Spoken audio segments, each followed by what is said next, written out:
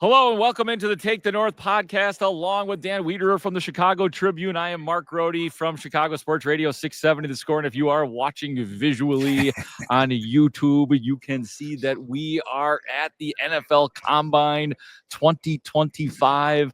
Dan and I have already spoken to Ryan Poles and the new head coach, Ben Johnson. And Dan, I think I'm at 10,132 steps so far for the day, and we're only halfway through the day so far. What's going on, brother? First and foremost, I put my watch on the charger yesterday morning so that I would have it charged up for the week and left it there on the charger. So I have no idea what my step count is at because I haven't been keeping it the last 2 days, and I won't know. But I'm going to just say that I'm at 11,000 steps, just to one-up you on that one. I want to set the scene for people here inside the Indianapolis Convention Center here at the Scouting Combine. You and I tried desperately to do this podcast side by side, sitting right next to one another, and we're not doing it side by side. I'm here at table 30. You're about 20 yards to my left at table 41, and we're making it work. Also, to set the scene, to your left, there's a giant TV screen broadcasting the NFL Network, which just so happens to be playing a Week 8 game between the Bears and the Commanders, and it looks like the Commanders are up 9-0 right now in the late first half. So I don't know. Maybe the Bears will make a comeback and take a late lead in that game. I think that was my number 3 worst loss of this in the 10-game losing streak. Well, you get to relive it all right now while we do the podcast. Yeah. You can watch every little gory bit of it, and hopefully this won't go long enough to get us to the Doug Kramer handoff. There's so much to talk about out here at the Combine. Very active, very bouncy. As a matter of fact, just a recency bias.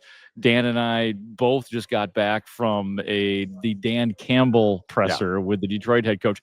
It was awesome. The reason it was awesome, Dan, is the reporters spent the majority, the theme of Dan Campbell's press conference, the division leading Detroit Lions, was about losing coaches and replenishing and what are they going to do and how are they going to go about it. So it kind of was nice. We heard him say nice things about Ben Johnson and Aaron Glenn. So that's what's on my mind right off the bat, right from the podium to the podcast here. Yeah, there's no question. And, correct me if I'm wrong or if you disagree with this, but it just feels like we're in the very, very early stages right now of sort of learning everything that we need to know about Ben Johnson and his vision for this football team. You hear nothing but optimism from the Bears leaders today. Ryan Poles feels very comfortable with how quickly he's gotten on the same page with his new coach and establishing sort of the framework of what they want to get done here in free agency and then later in the draft. But you realize how little you know about Ben Johnson, head coach, and how much more there is to learn. And so it felt like today was just a little stop at the faucet to get a few drips of information, a few drips of intel, and then try to build from there as the Bears try to get this gradually built into a team that can contend when they report to training camp in late July. Yeah, there were a few things that grabbed my attention that Ben Johnson said. And of course, we're all listening intently to the most important part of Ben Johnson's job, and that is to develop this quarterback, Caleb Williams. And I am getting the feeling from hearing from Ben Johnson when he was still in Detroit about Caleb Williams, hearing from Ben Johnson at his introductory press conference about Caleb Williams, and then hearing from him today. He seems fascinated by Caleb Williams. As a matter of fact, let's listen, because I thought this was a really important part of the festivities today. Ben Johnson on Caleb Williams and what he truly likes about this prospect. Super talented. I think Declan mentioned it when he got interviewed a few weeks ago. The out of structure, the off schedule, the creation, that's what stands out the most, because that's really the way that this league's going right now, it seems like. As much as you want to make it pure progression, 1 to 2 to 3, there's just too much variety. The pass rush is coming down, and to have an athlete like Caleb extend the play and potentially find an explosive down the field, that's what gets me going a little bit. I get excited thinking about that because I haven't really been around that since I've been in the league. But I've been on the other side, and I've experienced it. And it's demoralizing when you're on the other side and you're watching that happen to your defense. I love this is the second time that he's indicated something like this, like where he is not denigrating Jared Goff, but he is saying this is a whole new animal, and I can do things. And I'm paraphrasing here, or maybe I'm just reading into it what he is saying, inferring from what he's saying. He is saying I can do lots of fun things with this quarterback if I can get him right. So I love what I feel is genuine, like in this forced marriage between coach and quarterback and the skill set that he offers. Yeah, I think the upside enthusiasm that you hear from Ben Johnson is very real, and I think you understand that he sees a quarterback that has gifts that are rare. And it is the off-schedule, out-of-structure playmaking ability that Caleb brings to the table. And so I think that is going to be something that really stimulates Ben's imagination, stimulates his creativity, and it gives him a sky to shoot at, as the Bears try to unlock the full potential in Caleb Williams. Along with that, one of the things that you heard from both Ryan Poles and Ben Johnson on Tuesday, Grote, was this belief that they have to establish a very strong fundamental foundation with Caleb Williams. And you heard some of the specifics from Ben Johnson this afternoon and talking about going right down to the basics of huddle procedure, going right back to the basics of cadence, of establishing an understanding with Caleb of how to use motions and shifts to the offense's advantage. And so I think there's going to be a very mundane process in the spring and probably into the early summer of getting Caleb to understand some of these small nuances of playing quarterback at a high level in the NFL. And then ultimately, when we get into the season, you want to see some of those gifts really start to show themselves on a regular basis to the point where Ben can get the full potential of the quarterback and the offense really flowing. And we're at a point right now with the Bears where I think it's a fair question to wonder about what this upcoming season is about for the Bears in terms of should there be, and a lot of these questions are starting to be asked here at the Combine.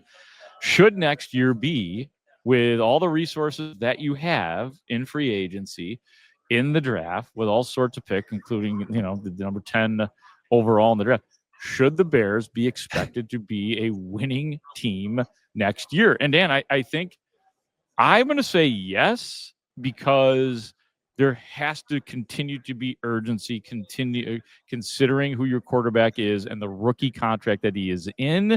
It may not be realistic, especially the way they were talking about offensive line today.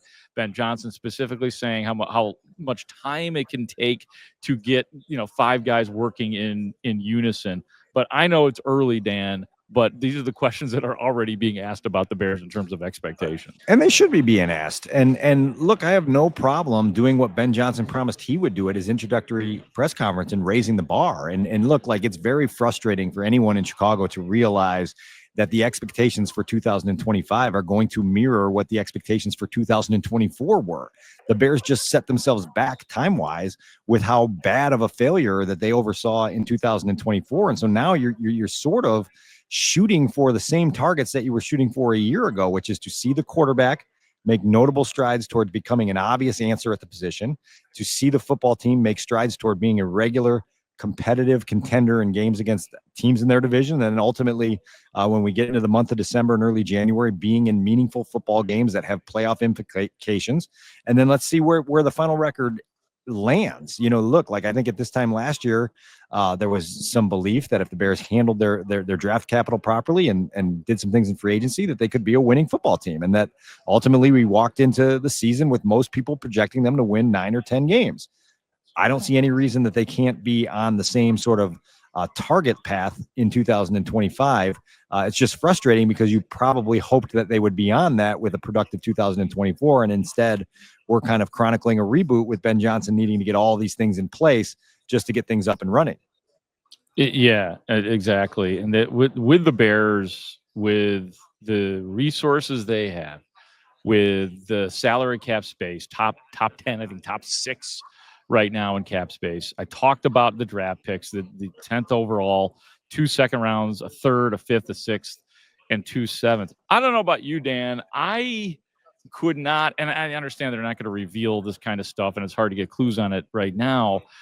I had a hard time interpreting from Ryan Poles today what they will dip into in terms of the cost of what they're doing, whether it is draft, whether it is money, whether in the case of Myles Garrett, trade for. I don't know if you heard it any differently than I did, Dan, but it seemed to be kept very ambiguous. Yes, we have these resources. Yes, we're going to do things, but they did not seem to clue us in on how they're going to go about taking care of these positions. Yeah, nor should they. And we'll know soon enough. Within 2 months, we'll have a better understanding of how this roster comes together. I think Ryan referred to it as a big puzzle. If you're looking for some interpretations of what we heard today, I think there's some genuine confidence that the needs that the Bears have, both up front offensively and up front defensively, can be addressed in both free agency and the draft. It feels like they see a supply of players at those positions that meet the demand that they have at those positions, which should be encouraging. When it comes to free agency, Ryan was asked very specifically about his willingness to be extra aggressive, and he kind of gave the answer that we're expecting him to give, which is, look, free agency requires you to be selective. You don't want to overextend. At the same time, if you have a very clear vision for a specific player and you find a prospect that checks every single box you're looking for, that's the time to be aggressive. And that was one of those things that I think was red meat for every Bears fan that's looking for a big splash in 2 weeks, to hear that the Bears are willing to go make that big splash if they see a fit. And now it's up to us to determine if there's a fit there. And obviously the name that's been on everybody's mind for the last month and a half is Trey Smith from Kansas City. Obviously, that's a guy that would address a huge need on the interior of the offensive line. Very talented player, young, mid-20s, ready to get paid at a high level, familiarity with polls. And then the big question there is, will he be on the open market in 2 weeks? Or will Kansas City make sure that he doesn't get out their door, understanding what that type of position means to Patrick Mahomes? Did you get any indication from Brett Veach over there? We were both in that. I didn't hear anything. Did you get any indication on either way for Trey Smith, if they're thinking about keeping him? Look, I got the impression that he's a high priority. I think that the Chiefs have a lot of balls in the air. They've got a lot of free agents, and they're living the life of one of those perennial Super Bowl contenders that has to make big decisions with big time players. But maybe the Super Bowl also reinforced for them once again, just as it did the last time they lost the Super Bowl, that the offensive line strength is the thing that has to be in place first and foremost. And so Brett Veach said very clearly that he's been in contact with Trey Smith's agents. He has had productive conversations, and he feels very optimistic at this moment that they can bring him back. Now, this is a week where a lot of conversations are had, and maybe that market balloons to a territory that the Chiefs don't feel comfortable venturing into, and maybe that opens a door for the Bears to make a bigger splash. We'll see. A couple of weeks from now, we will know. Certainly, the Bears are going to be players in that game if that game is allowed to start. But the Chiefs have the first sort of say in whether that game actually begins. Yeah, and it was interesting to hear Ben Johnson talking about offensive line and saying very confidently, yes, it is realistic to change out the interior of your offensive line to replace three, center, left guard, and right guard. And he gave a couple of examples. So, Trey Smith, Kevin Zeitler, Mekhi Becton, all the usual suspects, and then the draft as well. Well, and just before you pivot off that, I think he specifically cited last year's Panthers as a team that went into free agency and did two big splash interior lineman signings. Robert Hunt being one of them. I think he got $100 million, and then Damian Lewis.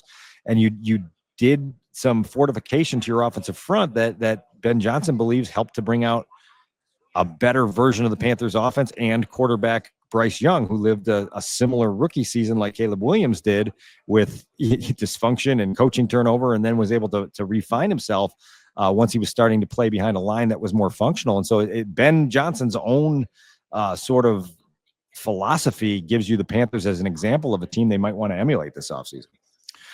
We have all suspected, and Dan and I have talked about this multiple times on the podcast in regards to Ben Johnson and what kind of power he might have in terms of personnel. And, obviously Ryan Poles is still the general manager of this team. He's the one that selects the players. So I did ask Ryan Poles today if it would be different with this head coach, with Ben Johnson, than it was with Matt Eberflus. While collaboration has always been a word that they have used, and obviously Matt Eberflus was able to give his input, and Ian Cunningham and all of his assistants, but it sure feels like this head coach might have more say? Here's how Ryan Poles answered that question. Will Ben Johnson have more say than maybe his predecessor in terms of what he wants or what he thinks he needs on offense or defense? No, I think it'll remain the same. We're constantly talking about how we need to go about improving our football team and adding to our football team. So those conversations will be happening almost on a daily basis, which is important in any relationship between the front office and the coaching staff, specifically a GM and a head coach. It will remain the same. I don't know if I quite buy that, Dan. I think I understand why Ryan Poles is not going to sit here and say, yes, my power has gone down a notch and Ben Johnson will have personnel power. I think Ben Johnson's going to have more of a say in this than Matt Eberflus did. Quick score update from Landover, Maryland. The Bears go to halftime down 9-0 to the Commanders. In case you were concerned about that game. Okay, one good drive, man. One really good drive. I'm thinking of one good drive in the fourth quarter. You know. Yeah. Maybe put together a couple of them and see where it lands.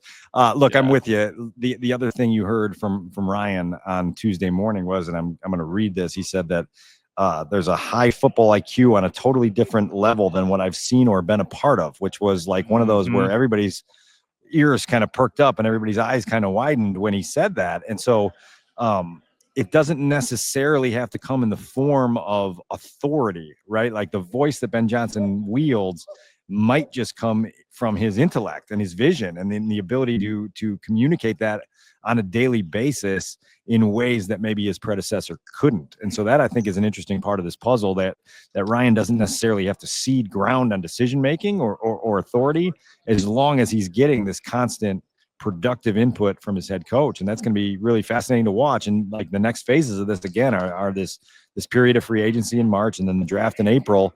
And then you and I know we'll both walk into training camp with a view of a roster that will tell us just how much did they collectively get done to put this team in position to do what we said they should do, which is win 9 or 10 games and be in the mix all the way to the end. Yeah, I'm glad you brought up the intelligence thing, the high IQ thing, because one thing that Ben Johnson mentioned when we were down here at the podium behind us with Ben Johnson earlier is he did offer again to us that he was a math and computer science major. So analytics are cool to him.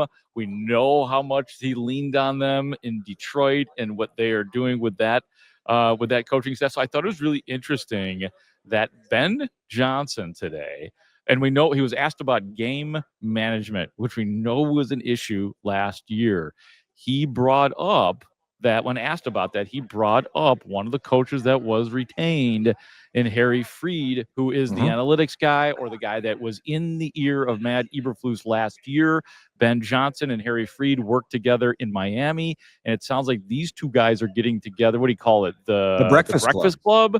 Yeah, 30 minutes every morning, yeah. Every day talking about like what Harry Freed's system is, and something that eventually when they start working with Caleb Williams, the three of them will huddle up. I don't think that this is as much for Ben Johnson. Of course, he said hey, act like I'm an idiot and I know nothing. Harry, take me through it. We don't know if he has management issues, but really this is going to help Caleb Williams too. And so I'm glad. I think Bears fans should be happy that there's a coach that is meeting on a daily basis, learning how to manage games in the NFL. Well, I'm not so sure that Matt Eberflus didn't do the same thing with the same person, right? And so then you do have to ask the question on, how does this apply to real life, real time situations? I have been privy to information over the years of that people have felt inside that building that Harry Freed is a tremendous asset to the Bears Monday through Saturday, and that when Sunday rolls around, then the live bullets are flying. You have to have a smooth procedure to the way these decisions get made and the way these situations are managed. And so we won't have answers to that until they get into these real live situations, which obviously did not go well in 2024. And so that's up to Ben to kind of figure out what the rhythm and flow of that is going to look like. And I think he said, look, like when we get to the end of this program here in the winter and the spring, I'll kind of take a step back and determine what I want to relay to the players, and we'll operate from there. And so this will be something we'll have our eyes on when we're watching practices in the spring and the summer, but none of it really matters until you get into a real live game situation unscripted, and people have to make decisions on the fly when they're not quite ready for some of the twists and turns that arise in a game, right? Yeah, no doubt. I mean, and I will say this, as much as, the critiques of Matt Eberflus, which were justified, it is difficult to manage an NFL game. There are decisions that you're going to make that can be 50-50 decisions. It gets tight. It gets difficult. You can be presented with the information, but the head coach still has to make the decision. So, Dan, I think I'm just kind of backing you up on the fact that we have no idea. Like, Ben Johnson is smart. He talks about math. He talks about computer science. He talks brilliant. about analytics. He speaks well. I have no idea if this man can manage an NFL game. Or an NFL team, and that's Yes. it's just the old time will tell principle that it's not a great slogan for a t-shirt. We've got our Take the North merch out there. I don't think we're going to make a time will tell shirt anytime soon, because that's not really one that's going to fly off the shelves, but that's really what this is going to be about. Time will tell on all these things, on whether the Bears are able to piece this together in a way that makes sense. I will say this, and you can tell me how you felt about Ben Johnson sort of being very emphatic in saying that when he was assembling his coaching staff, he didn't go out and just hire all his buddies, that he wanted a diversity of idea. He wanted a diversity of experience. He wanted a diversity of backgrounds. And he put together a coaching staff, which was unveiled last week, 28 members on his staff, that has a lot of diversity in it, with the experience levels and the things and the trees that people come from. Even on offense, you look at Eric Bieniemy coaching the running backs and the experience he had under Andy Reid, and then the offensive coordinator, Declan Doyle, working so closely with Sean Payton, and then Press Taylor is going to be the passing game coordinator, and he's got a Chip Kelly background. And so you've got all of this information that can come to a guy who seems really smart and capable of processing high volumes of it in ways that might create almost a whole new style at Haugh Hall for what offense can look like. And I think Ben's really eager to continue tapping into all just a little deeper insight into what makes winning football look like winning football. It was about one of the most refreshing things that I've heard. I mean, the entire NFL runs on the spoils system of hiring your butt. And I understand that to some degree, that you want to work with people that you trust, especially in a business as volatile in terms of getting and losing these jobs as it is in the NFL. But that just tells you how confident Ben Johnson is, and I think objectively it's a good idea to get different voices, and that's what he has. And Dan Campbell was talking about that, because he similarly did not hire a bunch of buddies, not every single one, but Dan Campbell was talking about it. Aaron Glenn was out here talking today, the new head coach of the New York Jets, and I was there for that one, and so I was able to get a question in to Aaron Glenn about Ben Johnson. Let's hear. I thought this was really interesting what Aaron Glenn said about Ben Johnson. He's a very, very smart man. He knows the offense inside and out. The other good thing about Ben is he understands defense also. So for him to get a chance to attack other teams, that's one thing he looks at quite a bit.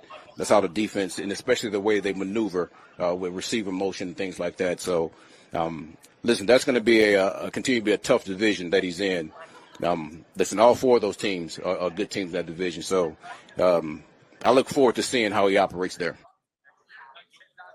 Yeah, no, it'll be interesting to see. I mean, I think one of the other things that he said that I was even more interested in is his ability, Ben Johnson's ability to, as Aaron Glenn was saying, potentially identify good defensive players too, because obviously as an offensive coordinator, he is scouting those defenses all the time. So he kind of said, don't sleep on Ben Johnson's ability to evaluate the defense as well, as much as we all want the offense to look spectacular. Sure, and he's going to have a great resource in Dennis Allen, who has been in the role that he's in currently for a long time, and he's been in Ben Johnson's shoes for a long time as well. So I would imagine that their meetings are pretty productive and pretty informative in terms of their vision of establishing what things need to look like on defense. I think you heard today from both Ben and Ryan the need to kind of, I guess, lay out very specific traits for what they're looking for in the scheme first, and then the players that fit the scheme. And now is the week to continue kind of massaging your draft evaluations and getting with these players behind closed doors, and then piecing that together with what's available in free agency. And again, it's a crazy period. It is a very big puzzle. And when that free agency window opens on March 10th, the Bears got to be ready, and you've got to be nimble, and you got to be ready to pivot and do all the things that you're supposed to do every year in free agency. And then you get to the draft, and you've got to understand what your remaining needs are, and how you continue to build the football team. Look, like the consensus on this draft right now is that it doesn't have a lot of sizzle in terms of star power in the first round, but you're going to be able to get some difference-making starters, particularly where the Bears are picking at number 10. And so I think we've kind of had the back and forth a couple times, Grote, both here on these airwaves and on the score as well, about, do you go O-line or D-line first? Well, either, right? Like that's kind of the answer right now. It's just either. Like, see what you get done in free agency, and then understand that you're going to have needs on both lines, and you're going to have options at number 10 that are going to be pretty appealing. And then ultimately, when you get on the clock, you're going to have to rip it and pull the trigger on a guy that you feel can become an immediate impact player for you. And the consensus continues to be, I mean, it's not a shock a bit, but it is the defense that is probably the strongest in this draft. Defensive line, defensive end, very strong. Running back, very strong in this draft. O-line is not bad. Like, O-line is actually good in this draft, just not as good as defensive line. Yeah, but you're still going to be able to get a starter or two in the Bears 4 picks in the top 75. That's a nice place to be when you're trying to land difference makers. So we'll see what they can get done. Let me ask you this, because this is it felt like this was a consensus this morning that, the last 2 years, the Bears came to Indianapolis as really the center stage attraction of the combine. They had the number 1 pick both years. They had quarterback questions both years. You were trying to kind of figure out which direction they were going to be headed on a lot of high profile issues. And this year, it feels like a different setting for the Bears. They are not the center stage attraction. They don't have quarterback questions. Obviously, there's a lot of intrigue about the new coach, but it feels a little different than it did in 24 and 23. Yeah, no, relative to those 2 years, I mean, it's not like the Bears have the 27th pick in the first round. They still have the 10th overall pick, which is still a pretty big deal, but I get it. I mean, it's been explosive for the Bears the last couple of years, having the first round pick and trading it the first year and getting what they got, and then ultimately drafting Caleb Williams last year.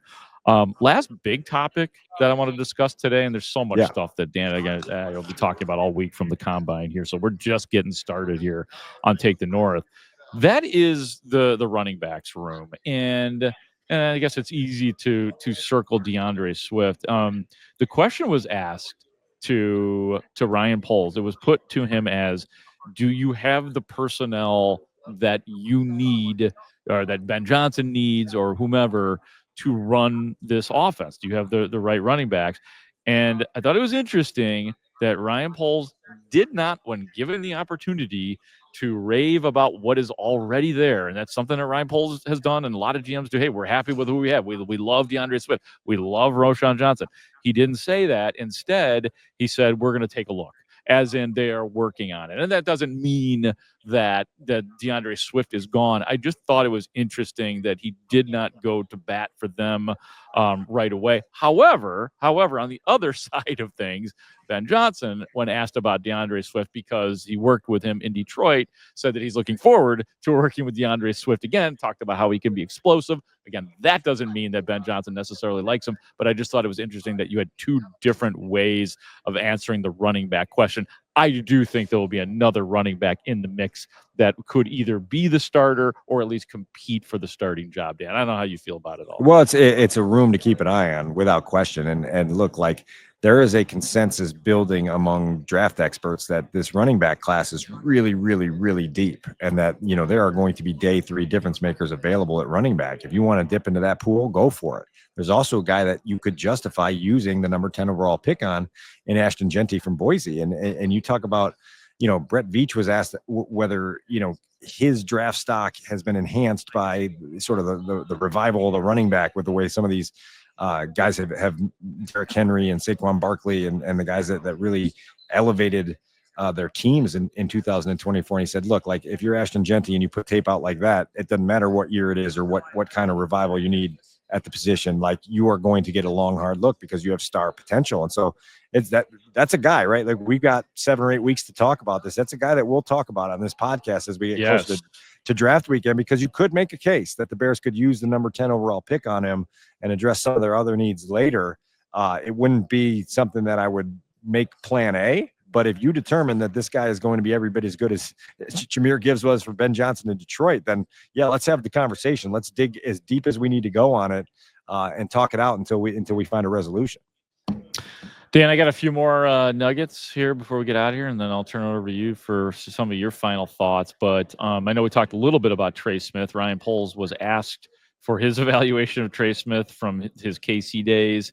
He said, quote, "I'm not going to get into players that aren't on our roster right now, but I am proud to have been a part of that draft process," close quote. So that's how far he went with Trey Smith.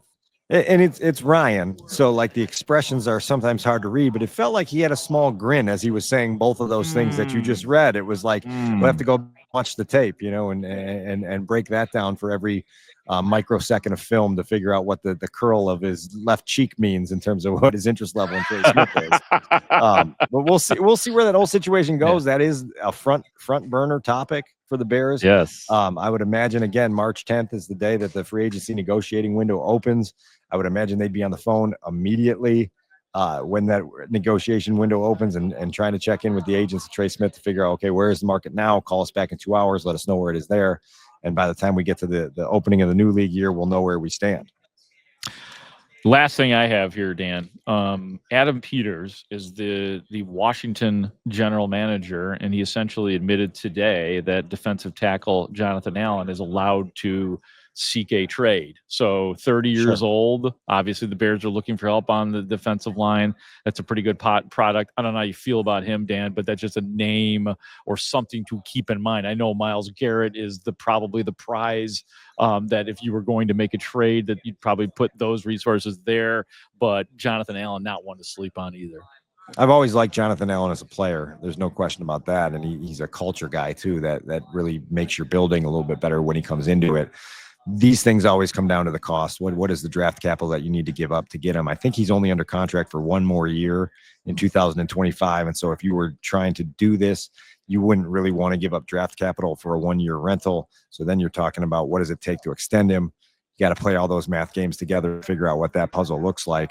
But that's not one I would rule out immediately. I would kind of see what it looks like. I would also pair that up with the discussion of the fact that most people in the league feel like, as you mentioned just a couple minutes ago, that this is a very deep defensive line draft. And so that might be another deterrent where you go, why am I going to give up draft capital to get a veteran on a bloated contract when I can use that same draft capital to get a rookie on a rookie contract that can have the same sort of impact when we're ready to win. And so all of those things will factor into the discussion, but good little conversation starter in February for sure. No doubt. And Weedsy, do you have anything else that you would like to finish? I got a couple things for you as we finish up. Number one, this is the first combine that I've been to. I first started coming here in 2012, where I really starting to feel my age, Grote. Like there's two things. There's two things that I'll throw at you. Number one, first of all, when I travel to driving locations, so that would be like Indianapolis, Green Bay, I bring a pillow with me because I just, the good night of sleep in a hotel bed, you kind of need to set yourself up for success. The front desk attendant at the hotel that I checked into was startled at my pillow coming with me to the front desk to check in. I just wanted a ruling from you on whether that's okay. Is it justifiable to bring your pillow on the road? No, I would imagine a lot. I'm surprised that somebody who works at a hotel would be surprised that unless you're staying pillow. Wait a minute. Are you staying at a 5-star? Because if you're staying at a 5-star, no, sir. Okay, because that's so funny because we have a whole pillow. When I used to do pre and post with the Cubs, and so I was lucky enough, trust me, to be on the chartered flights and get to stay in really nice hotels and all of that kind of stuff. So I stayed in some beautiful hotels, and that is one thing. The nice hotels, Dan, they have pillows that you want to steal. As a matter of fact, I bought pillows from a hotel along the trek of the Cubs because the pillows were so good. So maybe you're staying. Why don't you just stuff those in your suitcase? Yeah. I mean, I did think about it. I'm not gonna lie, but I'm like, I'm on business. I don't want to lose my Cubs job over stealing a pillow. All right, so good. I'm glad we got a ruling on that. The other part of this is I am with a group that's going out to dinner tonight, and the reservation is at 9 p.m. Brody, there was a Oh, time where I'd be like, oh, 9 p.m. reservation. Great. We'll be done by 11. That leaves the whole night free. Now I'm like, 9 p.m. to start eating? Like, oh, God. So, yeah, I'm oh my feeling every God. bit of my age right now. See, I'm winning because I'm having so I'm the old guy here in this podcast, or older. Yeah. I am doing the senior citizen dinner time. I'm doing a 4:30. like a like a 5:30. Oh, But wow. I will then be going to a happy hour that I believe you will be going to as well. Which goes from I think 6 to 9. So I'll be out at least until 9 o'clock tonight. Yeah. Which running at my dinner menu. So that's front on me, right? Like, see what happens from there. That's hilarious. Anything else, Danny boy, or is it just No, just about just get me tonight? to a gas pump and fill the tank up because I gotta figure out a way to get some more energy here. No, it's amazing, dude. Honestly, God, I just ran into Herb Howard, one of our friends. He's like, Grote, man. I said, like, I need a nap. This is like the most because we walk so much. We're all up early, and it's not our schedules are out of whack. Like naps are crucial at these events. Now, sometimes you can't. I don't think I'm gonna get one in today, but man, a nap would be good. I'm gonna consider one for sure. That will be it for this edition of the Take the North podcast, which is happening to be taking place from the Combine in Indianapolis. Dan and I will continue to report throughout the week here on Take the North, so check back in later. And for that guy, Dan Wiederer, and our executive producer, Adam Studzinski, I am Mark Grote. Thank you for watching and listening to the Take the North podcast. It's still 9-0 Commanders. Great talk. See you out there. Fair.